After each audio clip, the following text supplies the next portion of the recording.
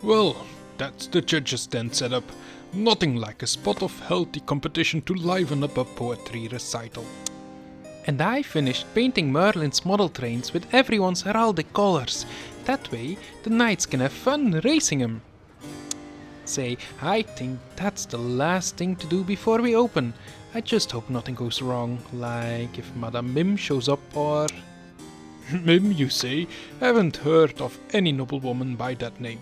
Must be new to London. Let's welcome Madame Mim.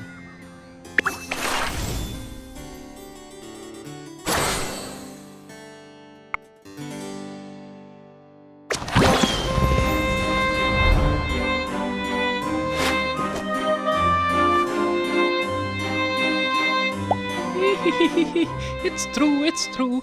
Merlin the Sparrow Boy and his feather-brained friends are holding a tournament. A tournament's nothing but a game, and the game means I can win. And my favorite way to win is by ruining it for everyone else. Besides, I'm itching to get Merlin back for our wizard's duel. The nerve of him giving me that malamalgo... Well, whatever that disease is supposed to be called, I only just got over it. Took longer than it was supposed to, but that's because I stayed out of that horrible sunshine. Let's see. What's the best way for me to ruin this tournament? Ooh, I know, and I've got just the magic to do it. First, I'll fly up and get the witch eye's view, and then...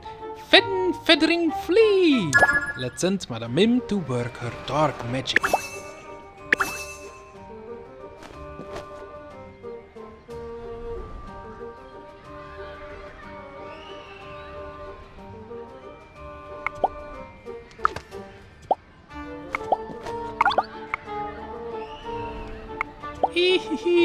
Look at all those sad old knights down there with their busted up armor and their droopy mustaches. It's gonna be hard for them to go horse racing now that their horses are all turned into chickens. Maybe they'd better set up a rotisserie instead. Ha!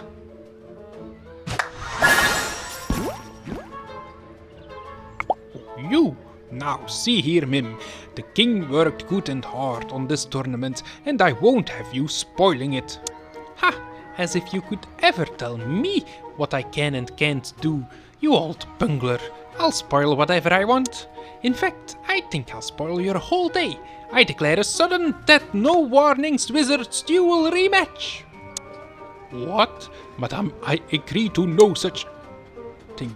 Oh, blast it all, where did she go? Let's send Merlin and Mim to duel at the carousel.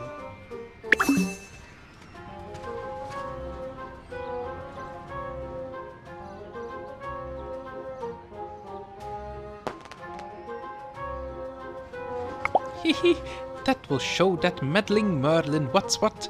A wizard's duel where the only rule is there aren't any. Now that I've disappeared on him, he'll be jumping at shadows all tournament long, just waiting for me to pop out. And then, when he least expects it, Sims Tariparis too! I'll turn him into a beetle, or a hoptoad, or something even funnier. Hehe! Oh, I can't wait. I'd better start gloating now, otherwise I might not have enough time to do it all. Let's send Madame Mim to start gloating early.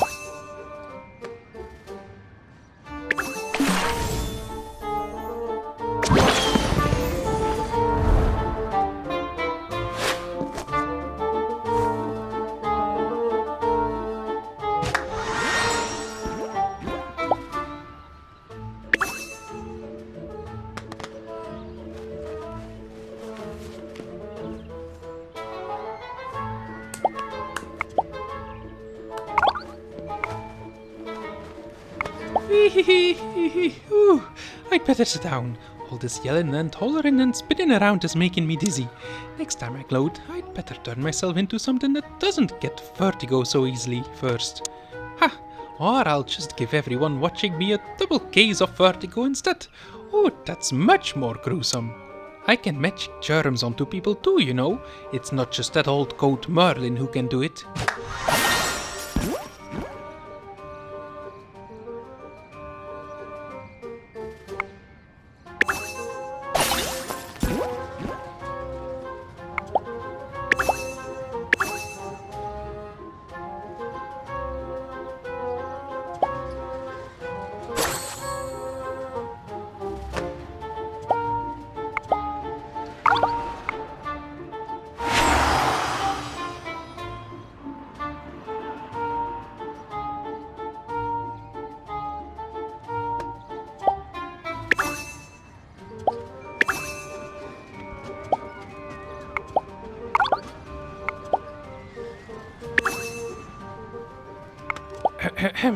Well, Merlin, now that the duel's over, I'm sure we can both agree on a couple of things. First, I won. Second, I didn't cheat. Third, you're a beardy bullfrog who can't tell his whiskers from his walking stick. And fourth, you agreeing to all this has nothing to do with my turning you into a wizard with his mouth glued shut. Oh, you're welcome, you old scoundrel. Your silent approval is my favorite thing to hear.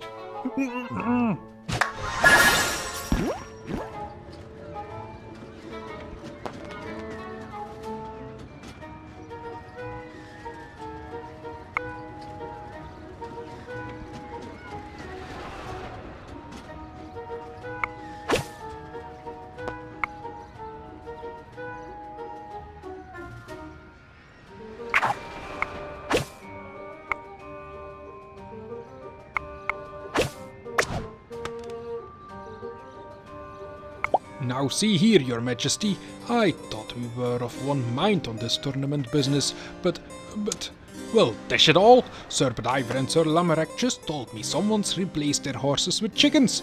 Chickens, Ward! But sir, I didn't have anything to do with that, and some things happened to Merlin too. Oh, this must be Madame Mim's fault. There's that Mim again. Well, whoever she thinks she is, I'll soon set her to rights. No, I mean, she won't care if you shout.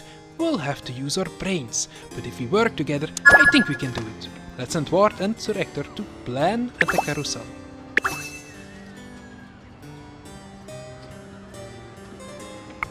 Ruddy thing, all this Mim business.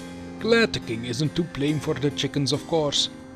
But still, squaring off against the dark sorceress is one thing, but doing it with the strategy he's gone and talked me into. Well, blast it. I don't see how my walking around and looking distracted will accomplish much of anything. Let's send Sir Hector to walk around looking prankable.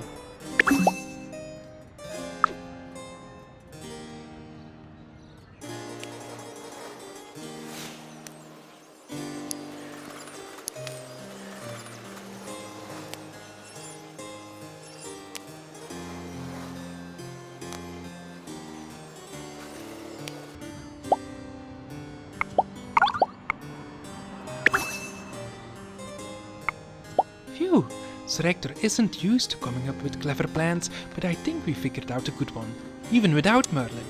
I just really wish we'd thought of something where Sir Hector didn't have to be the bait. But it's the best idea we have. He's just, well, he'll be better at being a target than me.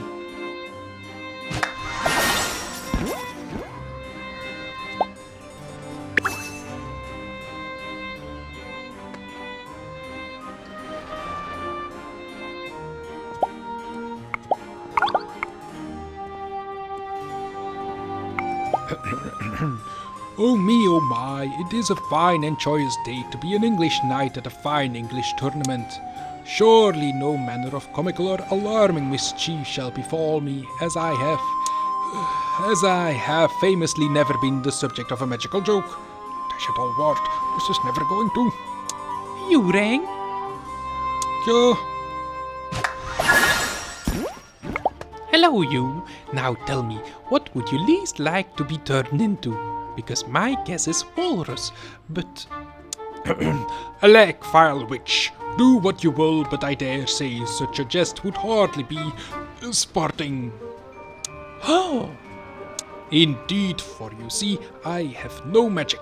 Such an unequal contest would be no contest at all. Indeed, were you to challenge me whilst bereft of your magic, I might jolly well prove the victor. Oh, no, you wouldn't. I'll show you who's gonna win a game like that, you big galoot. Wing wazzle wee, no magic for me. Oops. Let's send Merlin and Ward to celebrate at the carousel, and let's send Sir Hector and Madame Mim to not fight.